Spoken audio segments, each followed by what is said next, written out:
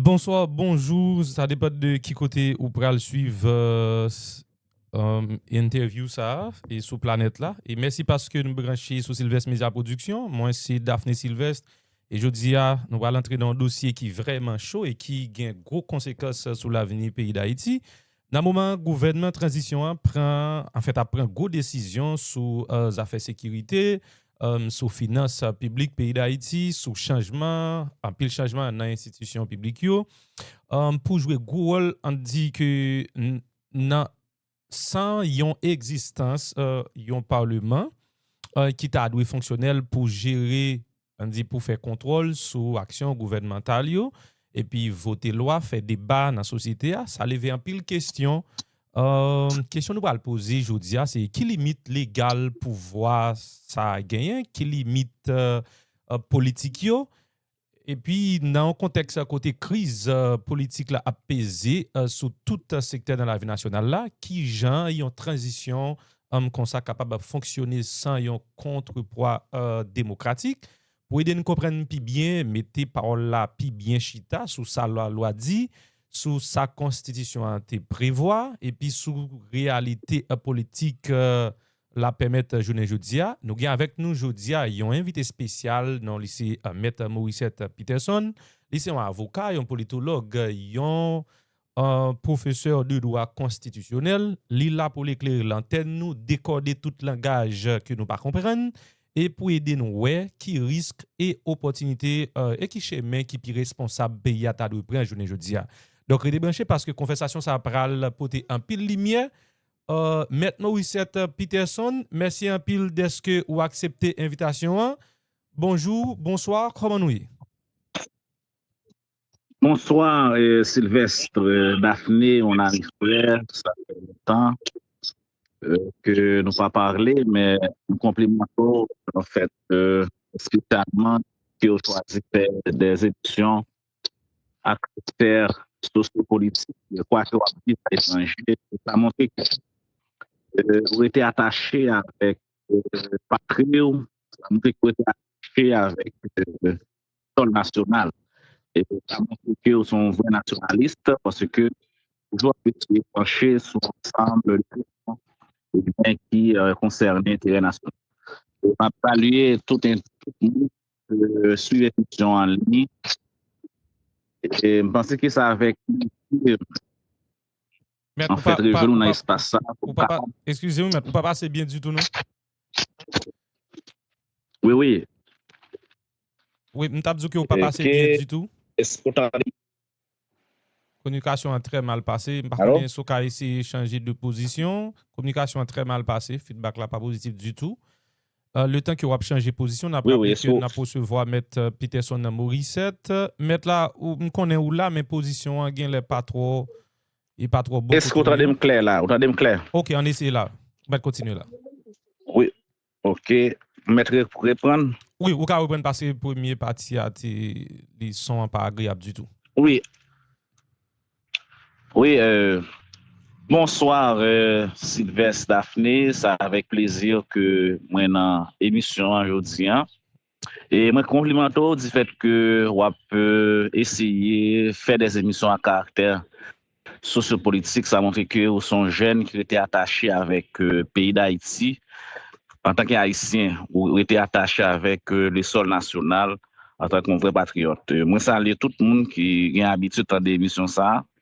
Et c'est avec plaisir que nous allons brasser idées sur ce sujet aujourd'hui.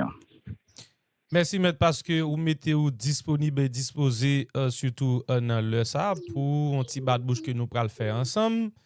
Ma vie m'a qui lecture fait de pays d'Haïti journée aujourd'hui. Bon, moi, l'ex me fait des lits, c'est que son pays qui tombé dans une crise d'organisation de l'État, pour ne pas dire l'effondrement des institutions démocratiques. Nous connaissons bien que dans l'histoire du pays d'Haïti, c'est en fait deuxième État qui est indépendant sur le continent américain, en ce qui a trait à l'État moderne. Les États-Unis d'Amérique, c'est le premier État, mais deuxième État qui est indépendant sur le continent américain, c'est l'État haïtien. Premier État noir indépendant. Donc, de ce fait, Et on a regardé, en fait, l'histoire pays d'Haïti de 1805 à nos jours, même les pays qu'on a ensemble des crises politiques et dans plusieurs périodes pendant l'histoire, mais aujourd'hui, nous sommes capables de dire, nous assistons avec la transition la plus longue, c'est la transition sans fin des morts du président Jovenel Moïse. Eh bien, nous avons une transition sans fin et côté me qualifié de l'effondrement des institutions démocratiques, pour ne pas dire une crise d'organisation de l'État. Sur plusieurs plans, sur le plan politique, avec présence d'un gouvernement capable illégitime et qui pas chita sur aucun cadre légal au point de vue formel. Sur le plan social, c'est la misère généralisée, la famine, c'est le désastre social en ce qui a trait au chômage. Sur le plan économique, nous assistons à une inflation galopante et nous sommes capables de dire que c'est l'État capable de dire qui est effondré et pour ne pas dire l'État qui assistait avec une crise multidimensionnelle et qui a un dysfonctionnement chronique, pour ne pas dire nous tomber dans une entité chaotique ingouvernable. Je ne dis un pile moun a demandé qui sa gouvernement a réglé sur le plan politique et il y a un pile moun qui souhaitait que y ait élection faite dans le pays pour nous finir véritablement avec série de transitions successives ça yo. Ma vie mando qui source légitime réel gouvernement transition ça a gagné si pas ta gagné élection s'il pas ta fait élection. Alors, parler, c'est après le départ du conseil présidentiel, c'est-à-dire que. Alors, nous sommes capables de dire, en termes de légitimité, alors il y a deux grandes théories, alors, qui toujours à pas affronter en ce qui a trait à l'État moderne. C'est la théorie de la souveraineté nationale et la théorie de la souveraineté populaire. La théorie de la souveraineté populaire, Rousseau qui développait théorie ça comme grand contractualiste, eh bien, ça montre que ce peuple-là qui est souverain, qui gagne ça la légitimité pour être capable d'élu des personnes à la tête de l'État pour créer la souveraineté nationale, c'est-à-dire des hommes politiques qui pourraient le gagner en vertu d'un mandat impératif, selon durée des temps bien délimité, pour représenter peuple ça. Eh bien, dans la question de l'État moderne, nous sommes capables de dire, dans le cas de la démocratie moderne, eh bien, tout État qui prend naissance en vertu d'une constitution qui régit, eh bien, il a toujours accordé la primauté avec le principe ça, au point de vue démocratique. C'est-à-dire que la souveraineté populaire, et procéder à l'élection, c'est-à-dire des personnels politiques pour représenter, non durée des temps délimités. Mais, ceci étant dit, malheureusement, nous assister depuis là, avec la mort de Jovenel Moïse, et bien nous assister avec une délinquance politique, nous capable de dire, et pour ne pas dire un pouvoir de facto qui n'a aucune source de légitimité. Et c'est-à-dire que le peuple, eh bien, n'a aucun mandat, donc le peuple n'a aucun mandat avec 7 autorités politiques en place, lorsqu'on parle de 16 autorités politiques en place, ou bien 7 autorités politiques en place, en tant que personne morale de facto. Bon, je même dire personne morale de facto, parce que pour son personne morale au point de vue juridique, il faut un bagage qui crée formellement, mais cependant, ce n'est pas un accord politique en vertu d'un consensus, en dehors de tout cadre normatif formel de la Constitution. Les acteurs politiques ont trouvé un consensus sous la dictée de l'international, plus particulièrement premier accord qui est joint avec naissance conseil présidentiel, là, c'est le CARICOM, une petite organisation régionale qui, en fait, réunit les acteurs politiques pour trouver un consensus pour assurer une transition après le départ d'Ariel. Or, ceci étant dit, cet accord a été échoué. Pourquoi? C'est parce qu'il n'y a pas abouti avec l'objectif. Ça qui était défini dans l'accord, eh bien, nous avons l'autre transition encore. Et ceci étant dit, c'est le Premier ministre qui assure cette transition. Donc, le conseil présidentiel, eh bien, il tombé, il effondré. Et quoi que nous devons prévoir que son désordre généralisé, c'est pour la première fois que le pays connaît une telle forme de gouvernement, un conseil de 9 membres, une souveraineté qui est fragmentée en des morceaux, d'accord, en plusieurs morceaux, et puis avec un premier ministre, donc qui est le chef du gouvernement. Donc, ça arrive de montrer que son l'État qui est effondré en ce qui a trait avec forme l'État qui prévoit son bicéphalité, même l'elle la vraie, mais c'est pas 9 personnes qui a joué le rôle président. Donc, de ce fait, et aujourd'hui là, où tombe dans une situation chaotique ingouvernable, eh bien, il y a un premier ministre qui joue le rôle du président et le rôle du gouvernement. Alors? Yeah, m'la mettre, m'attends. Oui, ça a montré que, au point de vue de la traditionnalité, c'est-à-dire que ça, constitution de 1987 là, instauré à gouvernement bicéphale là, ça n'a pas existé encore en Haïti. Ça veut dire qu'il y a un premier ministre, eh bien, il y a une confusion, c'est-à-dire du principe de la bicéphalité, c'est-à-dire que ce premier ministre-là joue à la fois le rôle du président et le rôle du premier ministre. Donc, de ce fait, c'est un gouvernement qui n'a aucune source de légitimité en soi. Donc, le peuple n'a aucun mandat à ce gouvernement. Ce n'est pas le peuple haïtien qui lui c'est la souveraineté populaire. Ce n'est pas lui qui a voté, d'accord, eh bien, ce gouvernement en place. Donc, c'est plutôt les rapports des forces politiques qui dépassaient le cadre normatif formel après la mort de Jovenel Moïse. Lorsqu'on je parle des rapports des forces politiques, alors, au point de vue réaliste, okay, c'est les politologues qui parlent au point de vue réaliste. Donc, en dehors de toute norme, de tout cadre formel, eh bien, en situation de fait produit, ils ont mis un gouvernement en place, mais qui n'a aucune source de légitimité. S'il a une source de légitimité, c'est du fait que le peuple là, nous-mêmes, nous d'accord qu'il est là. Nous d'accord qu'il est là, qu'il n'y a pas de monde qui conteste. Mais ce n'est pas nous qui mettons. Alors, une fois qu'on n'a pas contesté, nous d'accord là, il y a une apparence de légitimité. Et c'est vrai. Mais ce n'est pas une légitimité formelle. Donc, au point de vue de la souveraineté populaire, dans le cas des élections, une personne est élue, donc il assure la magistrature suprême. Elle assure la magistrature suprême. Et c'est vrai. Donc, aucune source de légitimité, donc, au point de vue formel. Très bien, maître. Est-ce que au consensus politique capable de remplacer souveraineté ou du moins légitimité électorale dans le pays? Bon, ça, il a fait parce que, attendez bien, et alors, il y a des grands courants qui ont affronté, surtout dans le droit constitutionnel, c'est le courant normativiste et le courant réaliste. C'est vrai. Donc, le courant normativiste, c'est que même les cadres constitutionnels, il y a un cadre normatif, une constitution qui prévoit pour que vous fassiez élection, pour mettre des hommes politiques en place par les biais des élections, mais qu'arrivons les et rapport force politique là, une fait que pas un cadre normatif et c'est vrai. Pas un texte formel qui prévoit une situation de fait. Même dans grand pays démocratique, ça arrive, même la France, ça arrive. Et là, ça, un consensus politique, soit référé à la jurisprudence constitutionnelle, si pas un texte constitutionnel formel, d'accord? Si on pas une jurisprudence même, il y a un accord politique, c'est que les acteurs politiques trouvent un accord et sur la base d'un consensus politique. C'est ça qu'en dehors de la Constitution. Mais ce n'est pas pour une longue durée. Il faut retourner à l'ordre constitutionnel. Et c'est vrai. Il faut retourner à l'ordre constitutionnel. Mais ceci étant dit, le cas d'Haïti, c'est un cas atypique. C'est un cas atypique.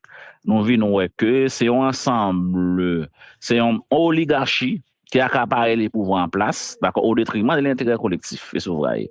Donc, même les là, pas consensus politique, mais quel consensus? On trouve un consensus. C'est pour l'intérêt collectif, c'est pas pour l'intérêt individuel, c'est pas pour l'intérêt de l'oligarchie.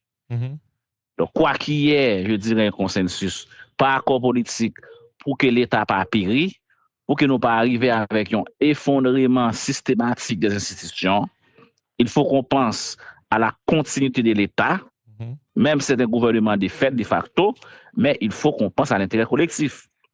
Ça qu'on arrive dans un grand pays, il y a des gouvernements qui jouent un consensus par des accords politiques, et ça, au point de vue formel, au point de vue réaliste. Mais ceci étant dit, ça qui passe à Haïti, c'est une situation chaotique, ingouvernable. C'est une situation, je dirais, qui est qualifiée d'anarchie. Pourquoi l'anarchie? C'est parce que l'intérêt collectif n'est pas primé. Et il y a ce qu'on appelle aussi la dictée de l'international, dans cette affaire. Donc, c'est la violation du principe qu'on appelle le droit à l'autodétermination des peuples. Lorsqu'on parle d'un consensus, mais est-ce que ce sont les acteurs politiques au point de vue national qui ont trouvé ce consensus? Est-ce qu'il n'y a pas une influence étrangère là-dedans? Est-ce qu'il n'y a pas la main étrangère là-dedans? Oui. Donc, le cas d'Haïti est atypique, c'est un cas atypique qui se voyait. Mais ça qui gagne là, je dirais, même dans un accord politique en dehors d'un cadre normatif, au profit de l'intérêt collectif, mais ce n'est pas ça qui gagne là. Oui, Daphné, nous, au cas de ça qu'on arrive parce que la Constitution va prévoir tout le bagaille. D'accord? Même dans le pays qui vient une grande démocratie de la France, il y a des moments noirs dans sa vie politique. Et c'est vrai, même avant la 5e République, il y a des cas privés, et c'est vrai, il y a une situation de fait qui produit, et bien, il y a un accord qui joint. Et c'est vrai. Okay. Mais, les cas d'Haïti, même les que vous êtes dans une situation de fait, je pense que vous êtes référé avec la jurisprudence constitutionnelle. Pourquoi? Pour qui ça va pas aller à la Cour de cassation? Parce qu'à des reprises, la Cour de cassation a assuré une transition pour organiser les élections et nous voyons que il y a un résultat. Oui. Il n'y a pas outrepassé le mandat qui a attribué à VOA. Et c'est vrai. Donc, en 1990, donc, la présidente de la Cour de cassation, la présidente Madame Pascal Etatouyo, eh bien, il a organisé les élections. Donc, elle n'a pas outrepassé les mandats qui étaient attribués ensemble avec là. En 2004, ça a été arrivé, il était allé dans la Cour de cassation. Eh bien, Boniface Alexandre, il a organisé les élections après le départ d'Aristide pour l'avènement de Préval au pouvoir. Mais pourquoi on n'a pas appliqué la jurisprudence constitutionnelle? C'est parce qu'il n'y a pas de normes. Écoutez-moi bien, même si Jovenel Moïse était mort, donc, il a appliqué l'article 149 là prévoit que sous 5e année mandat président, donc s'il mourit, c'est le premier ministre, d'accord, qui assure l'intérim avec comment on appelle, oui, c'est le premier ministre qui assume l'intérim, d'accord, pour organiser les élections. Non, pour assurer l'intérim, d'accord, pour assurer donc le reste du mandat. Mais c'est dans la 4e année du mandat présidentiel, et bien, le Premier ministre a assuré l'intérim pour organiser les élections pour le reste de la durée du mandat présidentiel.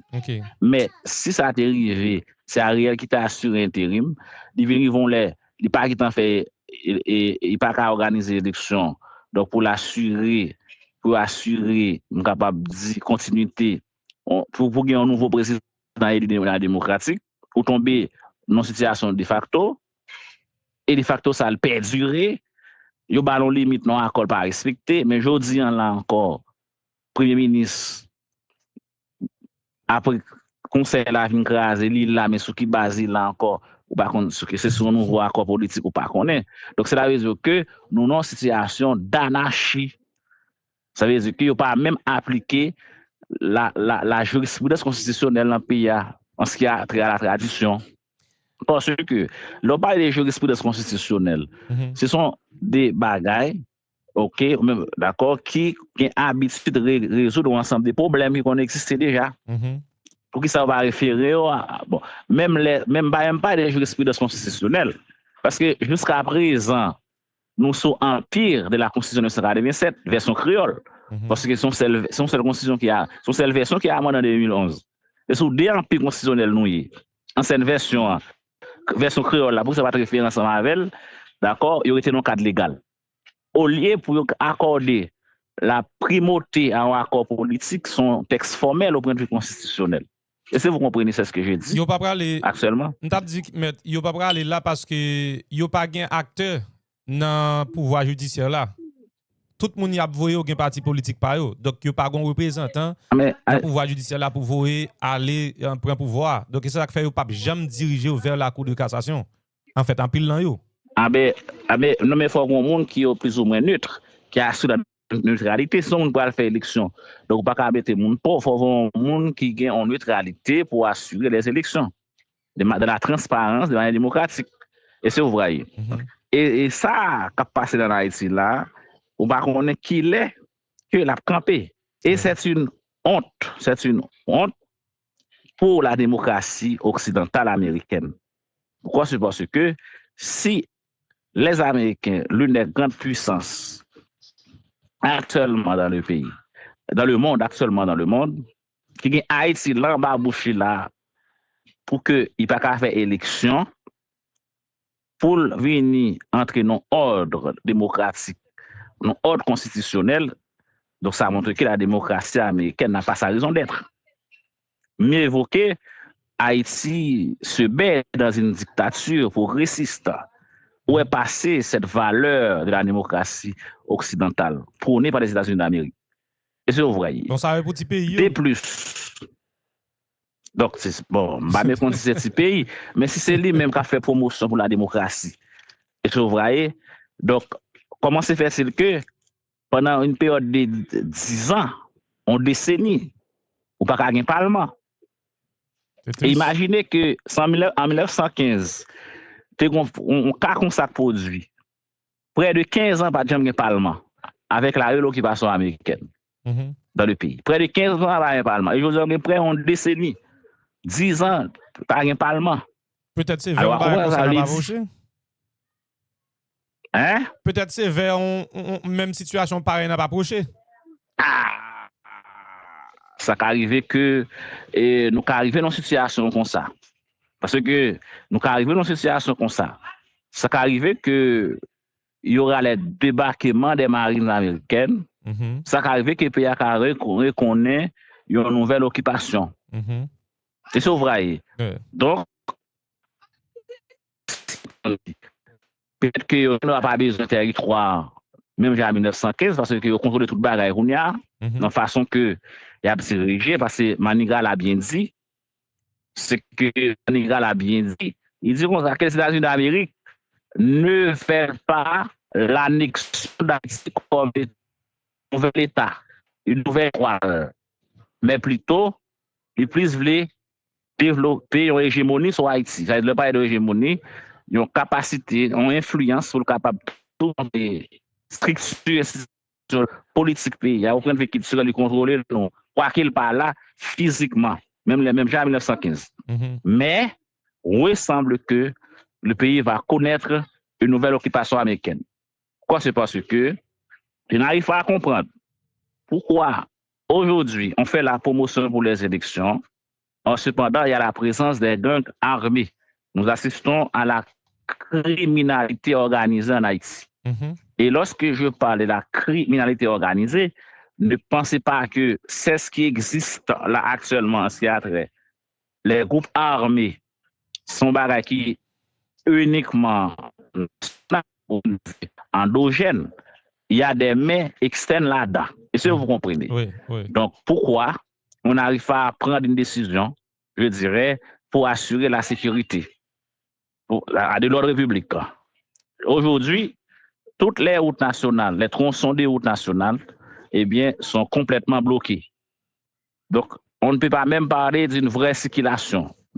J'étais à Port-au-Prince, et dès mon retour, eh bien, c'est passer par Gonaïf avec un peu de difficulté. Triste. Ça veut dire que même avion que vous font billet, pour faire réservation billet d'avion, c'est 15 jours à l'avance. Ça veut dire que nous assistons avec un enclavement. Nous-mêmes qui vivons dans notre propre pays, nous enclavés.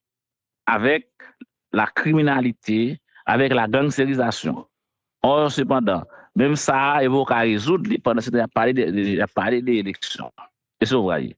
Alors, moi-même, moi, je dis que il semblerait qu'il y aura une nouvelle occupation. Parce que, imaginez-vous, faire l'histoire avant 1915, de 1910 à 1915, Jean Kéo a assisté à un ensemble de désordres généralisés, un ensemble de gouvernements éphémères, de l'instabilité politique chronique. Et on n'a pas essayer de comprendre d'affilée.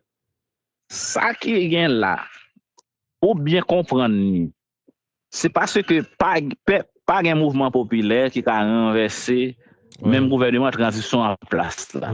Oui. Parce que les mouvements populaires ça cassé à cause de la présence des gangs. OK, parce que si n'était pas la présence des gangs armés, tu as des mouvements populaires, tu as dit pas d'accord avec le gouvernement dans ça et puis avait renversé. Donc après que tu as bien une stabilité en permanence, peut-être qui est fait. Mais là, ouais, que le conseil présidentiel il fait 2 ans. Donc, pas aucun mouvement. Le film, pour pas après mandat corruption. Mais qu'on a là encore, même premier encore, il prend transition qu'on va faire là. Donc, Yeah. cela veut dire que nous avons une situation chaotique, ingouvernable. Oui. Et moi-même, je dis que, est-ce que nous allons arriver, normalement, que l'État haïtien, la nation sera disparue, la disparition de la nation haïtienne, que actuellement, pas un lien social, un lien vivant sans de la nation. Donc, ça a commencé à effrayer. Donc, pas un lien social. Où est passé l'âme collective qui sur nous? Donc, c'est ce identité nationale. Haïti, c'est comme milieu représenté son propre social. Tout pays a une mauvaise perception d'Haïti. Mais il y a la présence des pays en Haïti. Donc, ça arrive tuer Haïti. Donc, c'est comme si c'était presque dans une situation nourrice pour Iran, d'accord. Donc, non, situation mais plus, plus on rapport pour dire la question. Donc, lorsque les acteurs politiques on trouve le conseil national, quel acteur politique, quel parti politique, sur quelle base? Bon. Sur quelle base? Or, en dehors du blanc, donc, on va pas faire qui dit c'est ce qu'on va faire. Le conseil présidentiel voulait révoquer le premier ministre, mais le temps dit non, c'est le premier ministre qui va la transition. Et Donc, c'est c'est ça qui est fini. fait, Le oui. blanc parle, c'est fini. Oui. Oui, M'pense, oui. Le blanc parle, c'est fini. m'pense, mais c'est même, même la fièvre, même tête fait mal, même symptômes, même signe de 1910 à 1915 ans que n'a vécu journée aujourd'hui. Et les États-Unis te dit dernièrement là que yo prévoit déployer des troupes militaires en Haïti. C'est ça que fait me dire c'est même bagaille yo semblé qui pral reproduit après 1915 nous tout ça qui passé. Donc c'est même bagaille qui censé pral reproduire encore parce que yo annoncé et ça yo dit à Célie au février, yo été opposé avec révocation premier ministre Alexis Fizemé. Ça que en pile dans conseiller présidentiel transition a été essayé mais malheureusement qui échoué.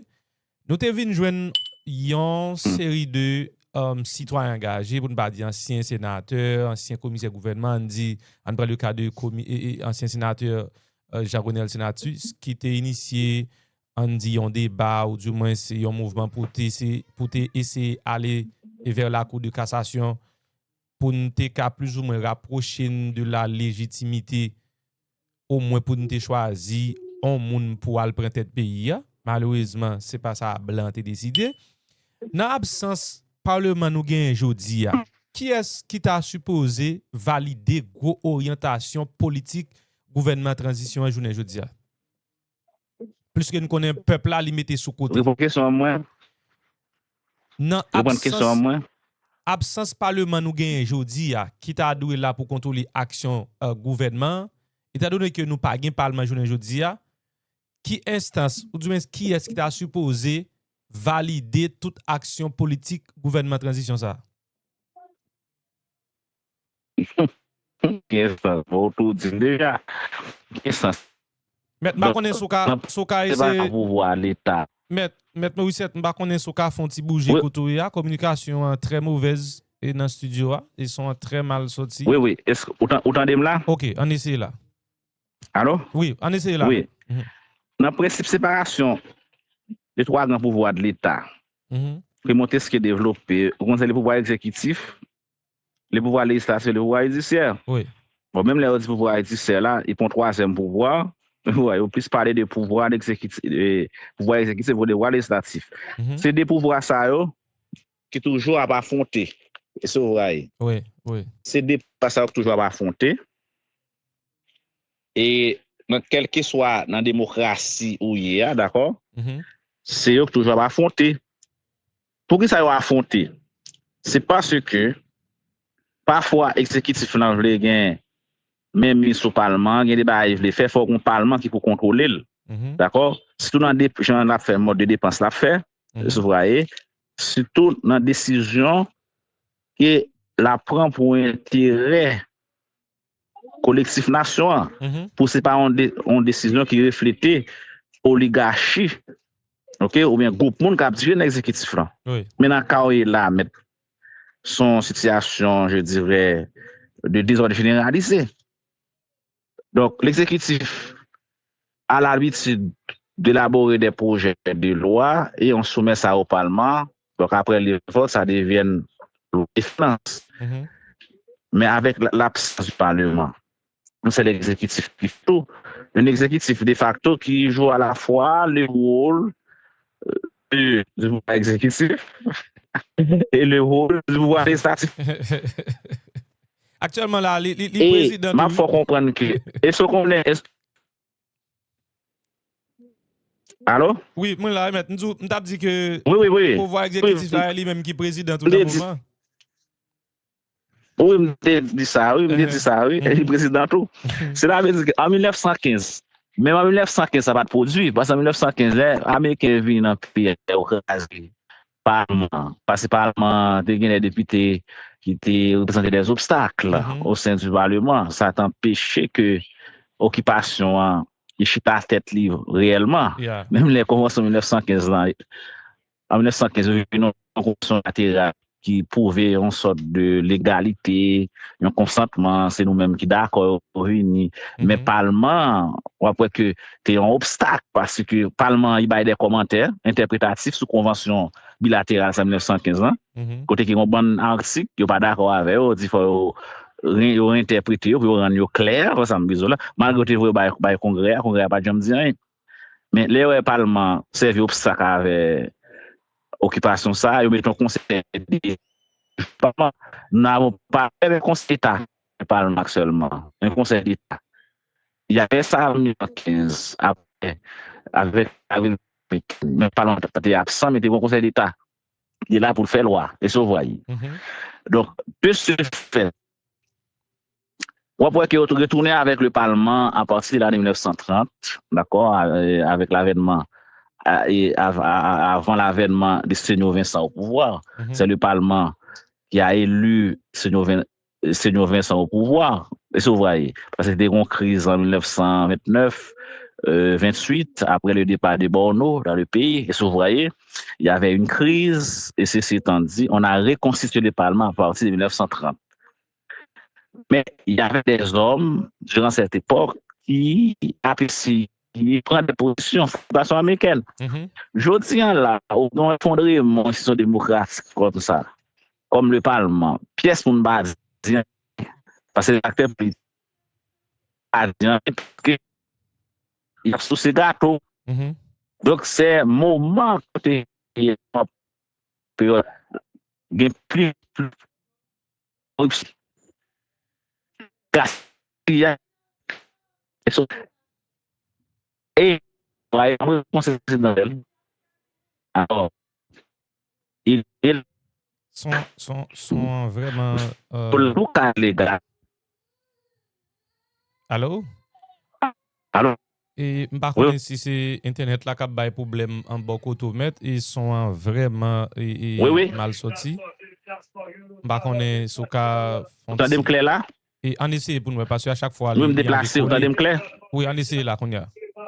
Oui, oui. Okay. Vous entendez clair? Oui. Dans le moment de transition, ça, c'est le moment où il y a plus de corruption, à tel point où membre conseil présidentiel là, vous voyez, ils pensaient qu'ils allaient aller, ils prennent des décret côté que ils immunisent tête, ils battent tête immunité. Ils tout battent tête immunité, ils ont décret qui viole tout cadre légal sur corruption, loi sur corruption, sur ICREF, côté qu'ils dit la haute cour de justice qui a poursuivi. Et ça, vous voyez. Donc, c'est un problème grave. Alors, c'est un moment que l'argent payé a plus gaspillé. Mhm. Et c'est vrai, parce que pas un parlement qui contrôle rien. OK. Et c'est vrai, c'est-à-dire que, donc, c'est une situation, capable de dire, qui est extrêmement grave, grave, et ça va avoir des conséquences à long terme sur le pays d'Haïti. Mhm. Parce que je dis, non, ça, personne ne va dire que ça va passer là, mais en 30 ans, il y a une plus difficile, oui, Daphné. OK. La vie en Haïti actuellement devient plus chère, oui, mon frère. Mhm. C'était mon condisciple, on s'est dit Massé Simé, nous étions en philo ensemble en 2009 Oui. et nous savons comment était la vie en Haïti, n'est-ce pas? Oui. Oui. Même si ce n'est pas facile, mais actuellement, la vie devient chère, la cherté de la vie. Mhm. Et je dis, capable de dire, nous assistons avec un blocage systématique. Même les pouvoirs judiciaires qui est capable de jouer un rôle, d'accord, pour laisser contrôler l'exécutif là, non sens ou l'autre, d'accord? Donc, il est affaibli. Il est Mhm. affaibli parce qu'il y a des grèves répétitives qui entraînent les dysfonctionnements des tribunaux actuellement. Mhm. Les tribunaux sont dysfonctionnels, mon père. Et ça fait depuis environ 3 mois qui suis avocat actuellement. Je ne fais rien. Je ne peux pas me rendre au tribunal pour aider les grands dossiers. Le dossier de mes clients. C'est-à-dire, il y a un pays pour une grève qui, plus que 3 mois, OK. tribunal, la justice, c'est de l'État particulier ou une grève généralisée. Par intérêt, étant justice dysfonctionnelle, et puis bon, vous exécutif fait toujours. Ça Il n'y fait a pas ça. d'intérêt. Or, le Premier ministre, le ministre de la Justice, c'est lui-même qui administre le pouvoir judiciaire. Pourquoi? Les commissaires ont fait grève, les greffiers ont fait grève, ils ont demandé pour améliorer les conditions de salaire. Par exemple, qui ne dit rien. Ça veut dire qu'il va améliorer la situation et acteurs ça dans le système pour rendre la justice fonctionnelle. Ça va intéresser pour une justice qui est forte. Et ça, vrai, tout le temps dysfonctionnel, il dit bon pour eux. Oui, C'est chaos, Mhm. oui, oui. Oui, mais avancez, mais. Oui, situation chaotique, là, il profitable pour eux. Tout le temps, il y a chaos. Et puis, bon pour eux. Parce que, ma petite étudiant, ça me dit que les économies gouvernement au pouvoir à partir de l'année à 1995, après, ils viennent démobiliser l'armée. C'est la fin du courant militariste en Haïti. Parce que ce sont les militaires qui avaient l'habitude de renverser les différents gouvernements au pouvoir. Mhm. C'était les militaires avec les coups d'État.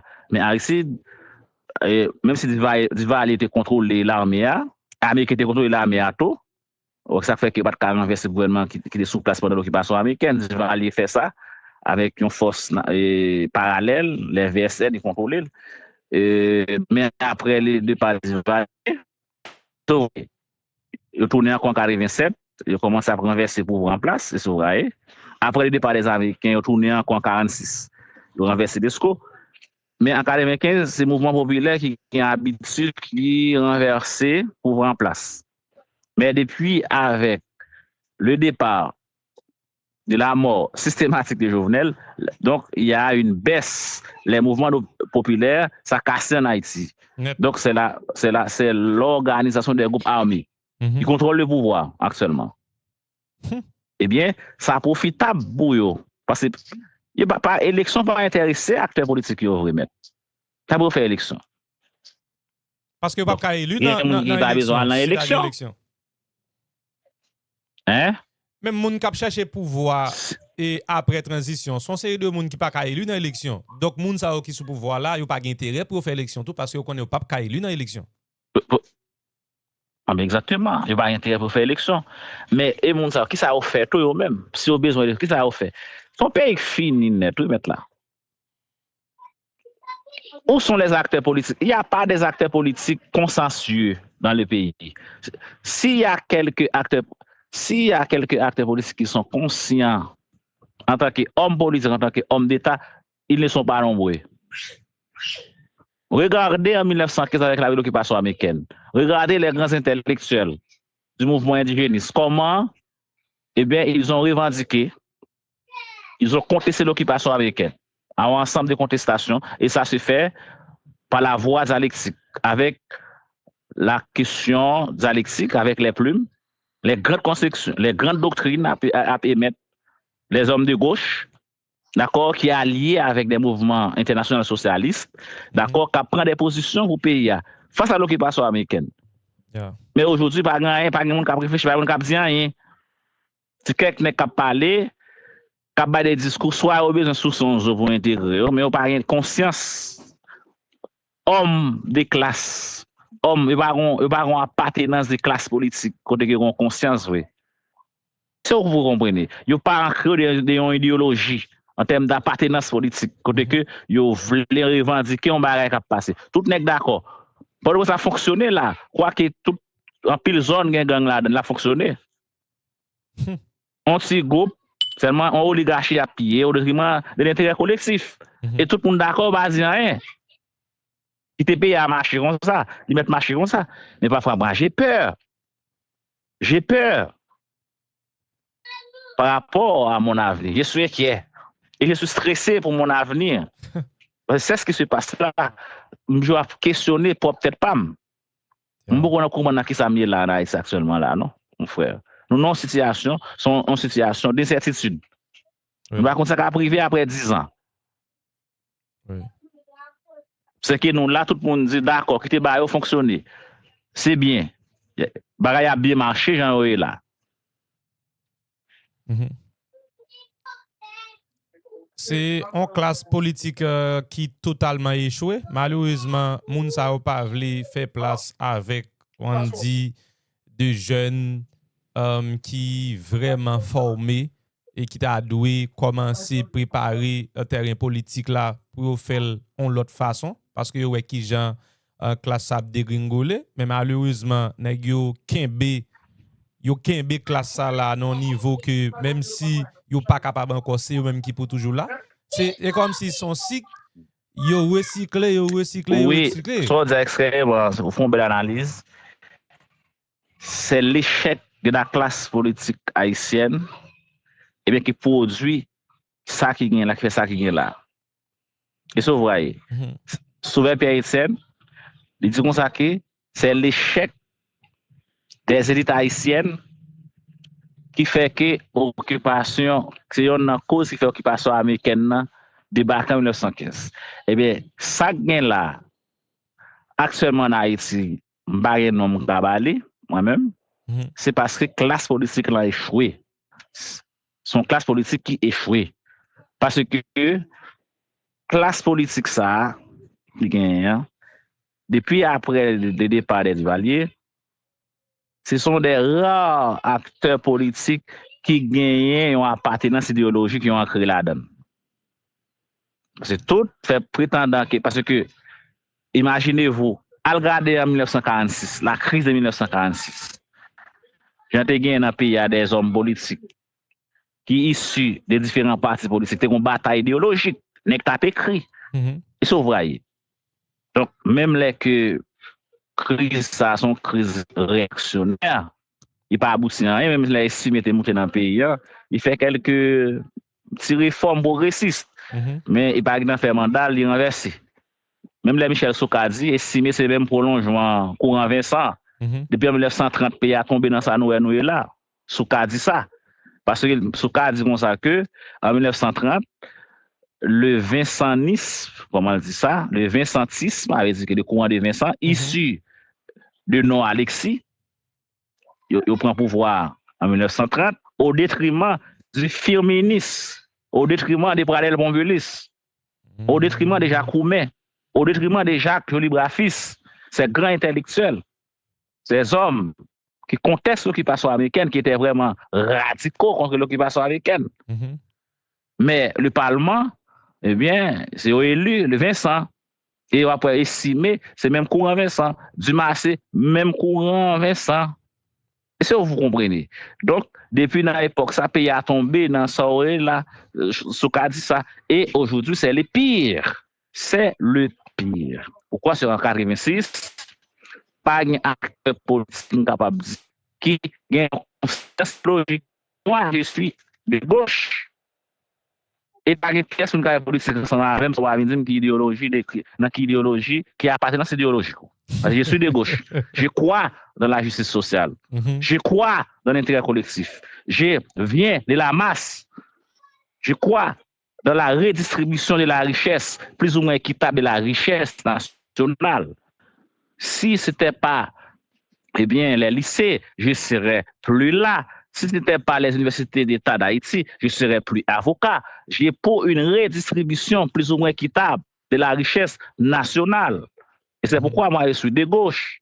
Je suis de gauche, même si ce n'est pas la gauche traditionnelle. Yeah. Donc, la gauche traditionnelle marxiste, parce que la gauche évolue actuellement. Mais je suis de gauche, une gauche émancipatrice. D'accord, la gauche de Martin Heidegger. Okay. Cette politologue chilienne, les socialistes en Amérique latine, eh bien, qui a généré, c'est ce qu'on appelle beaucoup de progrès. Parce que plusieurs pays en Amérique latine ont connu des progrès socio-économiques. C'est grâce à la gauche. Moi, je suis de gauche. Je suis de gauche, une gauche émancipatrice. Et par contre, qui appartenance idéologique, acteur politique ça gagne, au lieu que y a une appartenance idéologique comme si que y a une affectivité pour appartenance qui c'est un dogme ou un crée ou quoi c'est ça qui a changement. Mais c'est plutôt c'est des gens qui cap faire promotion pour des idéologies pourtant yo pas croire dans idéal les valeurs ça ouvrir. C'est plus ça le prend pouvoir pour piller. Après ces pillages, yo laisse pouvoir puis quitter pays puis toujours même gens. Haïti devient une vache à lait. En tant que gestionnaire, vous connaissez la théorie de la vache à lait. Théorie des vaches à lait. C'est comme si que vache là est rentable.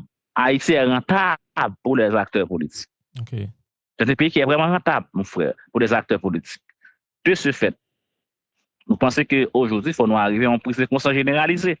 Parce que moi, je suis professeur à l'université. Parfois, je me suis dit, donc l'université n'a pas sa raison d'être aujourd'hui. En 1929, il y a la grève des étudiants. La crise de 1946, les étudiants ont joué leur partition dans cette crise. Mais l'université donc, a perdu sa vocation traditionnelle. Donc, pourquoi? C'est parce que nous sommes dans une crise généralisée. Nous sommes dans une crise de l'identité nationale, une crise de l'être haïtien.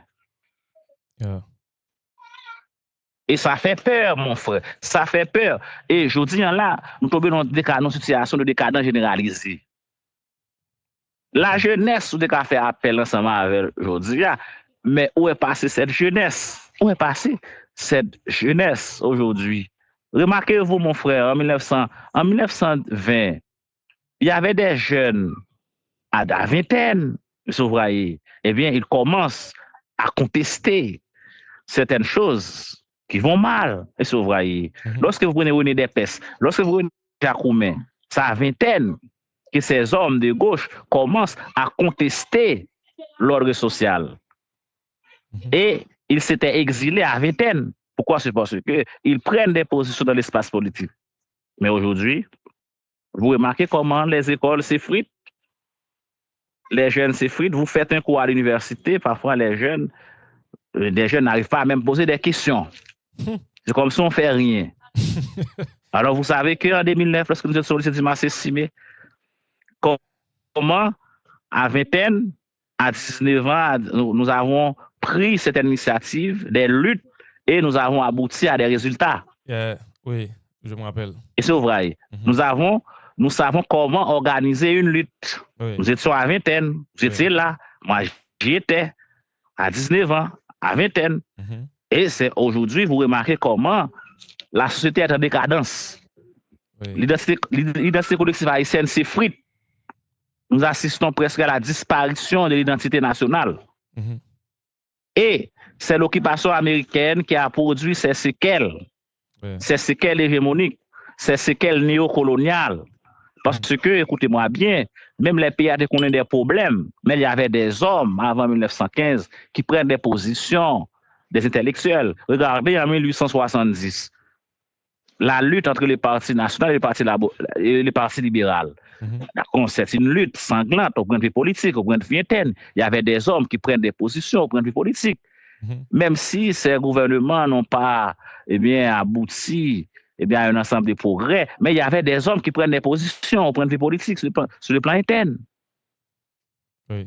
Où est passée cette tradition actuellement? Mais nous sommes dans une perspective, je dirais, néocoloniale. Pourquoi? Il y a les valeurs anglo-saxonnes qui nous envahissent et ça nous conduit, c'est ce qu'on appelle, à la disparition de l'identité nationale, des lettres haïtiennes. Et donc, il y a des personnes qui n'arrivent pas à comprendre ça. Parce que, écoutez-moi bien, mon frère, le monde connaît un véritable changement, l'ordre mondial. Certains penseurs pensent après la Deuxième Guerre mondiale que la naissance des Nations Unies, qui va même faire la promotion pour ce qu'on appelle pour la décolonisation, c'est pas comme ça qu'on a fait. Des comptes ça qu'on a fait. Ces grandes puissances ont une prévision. C'est-à-dire elles ont façonné un nouvel ordre mondial. Mais c'est le passage à une nouvelle forme de colonisation. Mais nous sommes en 2026. Mais il y a les façonnements des nouvelles ordres mondiales pour 2050. Mais elles sont conscientes, elles savent ce qu'elles font. Vous voyez, il y a des pays qui travaillent pour adapter à cette nouvelle ordre mondiale. Est-ce que vous comprenez? Imaginez-vous, lorsqu'il va y avoir l'apparition de la mondialisation néolibérale, il y a des gens qui disent comme ça, hey, mondialisation néolibérale là, pas bon, il écrase l'économie nationale, il écrase les cochons créoles. C'est ça, n'a dit. Mais pour ça que nous pas adapter avec le néolibéralisme. Il y a des pays qui ont adapté avec cette nouvelle vague, d'accord, économique. Des pays comme le Brésil, c'est un pays de l'Amérique latine, ils ont adapté avec le néolibéralisme. Et ils ont connu des progrès socio-économiques. Oui, oui. Ils ont adapté. Mais nous disons, non, voilà, ils viennent craser les cochons créoles, ils viennent faire disparition de la ciboulite. C'est ça qui est en tête, nous, on a réfléchi avec elle. Disparition des dirigeants créoles, disparition des cochons créoles. Mondialisation a crasé toute l'économie, nous. Mais nous ne pouvons jamais façonner un nouveau modèle économique où nous pensons, pour nous dire, voilà, il faut adapter à cette nouvelle ordre économique mondiale. Et ce que vous voyez, la Chine actuellement, qui était un pays communiste, vous avez en 1952, en 1950, la Chine n'était pas là où elle est aujourd'hui, mais il y avait une révolution maoïste, une révolution chinoise.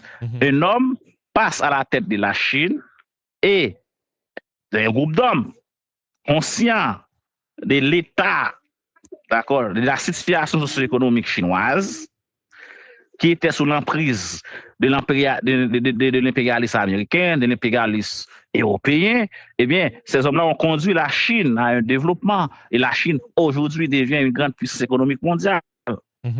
Et imaginez-vous, elle développe des relations avec des pays comme l'Afrique de l'Ouest, la question de la route de la soie. La Chine, je dirais, eh bien, tisse des relations économiques. Eh bien, il y a des pays qui coopèrent avec la Chine et ils commencent à émerger. Oui. Et actuellement en Haïti, ça que nous-mêmes nous pas fait comment développons-nous une coopération économique pour arriver à développer les pays? Quel type de coopération que nous développons actuellement?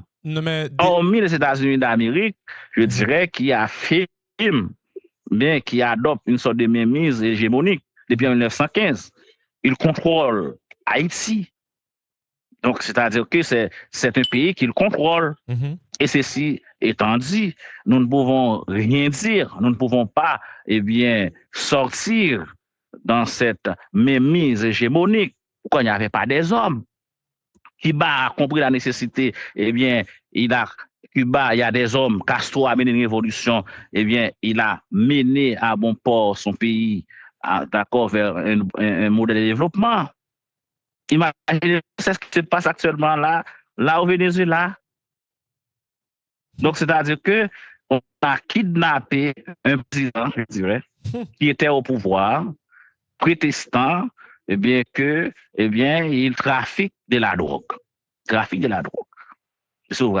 Donc, c'est-à-dire que les chefs d'accusation, on arrive même à dire que ces chefs d'accusation ne sont pas constants.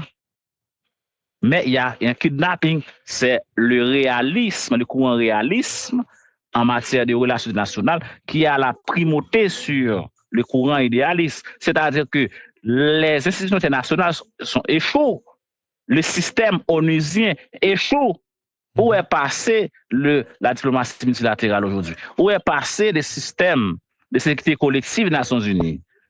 Pourquoi? C'est parce que il y a un loup qui envahit, même Russie fait là, il envahit un territoire en violant les principes territoriaux, les principes de l'autodétermination des peuples, et puis c'est fini.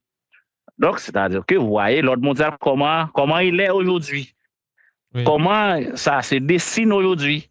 Alors, nous sommes dans une situation grave, généralisée, et nous, par contre, qui n'a sorti. Si Venezuela a fait ça là, voire pour Haïti, nous n'avons pas même une armée équipée. Nous n'avons pas même une armée équipée. Alors, quand est-ce que nous aurons, à sortir dans cette situation de fait? Et imaginez-vous, mon frère, imaginez-vous, moi, je toujours dit, dans plusieurs émissions, je participer. Ça qui passe là, tu as gagné une intervention onusienne au point de vue multilatéral, parce que c'est prévu dans la Charte des Nations Unies. En cas où il y a des problèmes, des situations de fait comme ça, donc les gens gagnent au premier pays là, d'accord? Donc, c'est-à-dire c'est pas un conflit armé, d'accord, national, où il y a deux groupes armés qui s'affrontent, et c'est vous voyez. Donc, c'est pas la guerre civile, donc qui mérite, c'est ce qu'on appelle une intervention onusienne, donc au point de vue traditionnel, c'est-à-dire les casques bleus, mais c'est une situation atypique qui se compare même avec quel pays? Un pays en Amérique latine, le Salvador, n'est-ce pas?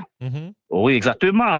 Où il y a des groupes armés qui sèment la terreur, et c'est une affaire nationale. Et si vous comprenez, une affaire nationale, c'est en fait une politique pénale où il faut réprimer ces gangs. Mais l'État, je dirais, fait partie de ces mêmes groupes de gangsterisation. C'est pourquoi l'État devient faible. Aucune politique pénale répressive on ne peut pas mettre, on ne peut mettre aucune politique pénale répressive pour réprimer la gangsterisation. Si l'État devient faible, il ne peut pas résoudre le problème gang, non? Il peut adopter la justice transitionnelle. C'est ce qu'on appelle une coopération entre les systèmes onusiens, les systèmes de sécurité collective des Nations Unies, c'est-à-dire qu'on envoie, c'est-à-dire que il doit envoyer des juges internationaux, n'est-ce pas? Des concerts avec des juges nationaux, il doit renforcer justice pénale. Et vous voyez, nationale là, parce qu'il y a des cas de crimes qui méritaient pour être jugés et ensemble des gens là, mettre là. Parce que, par exemple, des groupes armés, mettre là, ou assassinés, des gens qui passé, des groupes armés, des groupes qui ont assassiné, même si ce n'est pas un crime contre l'humanité, même si ce n'est pas un crime de guerre, mais quand Haïtien là, il m'a demandé pour compter de sécurité, tu as renforcé la justice pénale haïtienne pour, pendant la période ça, pour chita sur ensemble des cas. Parce qu'il y a des poursuites, il y a des gens qui poursuivre. Ce n'est pas seulement les gangs, mais il y a les gangs à col blanc, les criminels à col blanc, des hommes qui ont pillé la caisse de l'État, qui ont gaspillé la caisse de l'État. Il faut les poursuivre. Mais pensez-vous que la justice pénale haïtienne peut poursuivre ces gangs? Il faut qu'il y ait une justice transitionnelle. C'est pourquoi nous sommes dans le système de la sécurité collective des Nations Unies. Les conseils de sécurité doivent prendre des mesures pour permettre à ce que la paix rétablisse en Haïti. Parce que c'est le droit de la coopération collective. Parce que ce qui se passe là en Haïti, ça déstabilise l'ordre mondial, ça crée un impact sur le système monde. Parce que le réseau gangrène est un magasin national lié. Qu'est-ce que vous comprenez? Donc, il y a des influences nationales. Il y a des crimes internationaux actuellement là. La question du trafic de la drogue, le trafic des armes. Donc, il faut s'arrêter sur ce genre de choses, vous voyez. Même si ce n'est pas le droit international pénal, où il va y avoir la Cour pénale internationale qui va statuer, et sauveiller. Mais il faut qu'il y ait une coopération judiciaire Et surtout, gang pour nan, résoudre ces genres de problèmes au point de vue pénal. et surtout, gang nan, li gen Et c'est quand même ramification. en combinaison de des juges nationaux. J'ai été fait Rwanda, j'ai été fait ça tout en Sierra Leone, il y a plusieurs pays, j'ai été fait ça en l'ex-Yougoslavie, même là, c'est pas de guerre civile en Haïti, mais quand c'est son cas typique, il faut pencher sous lui.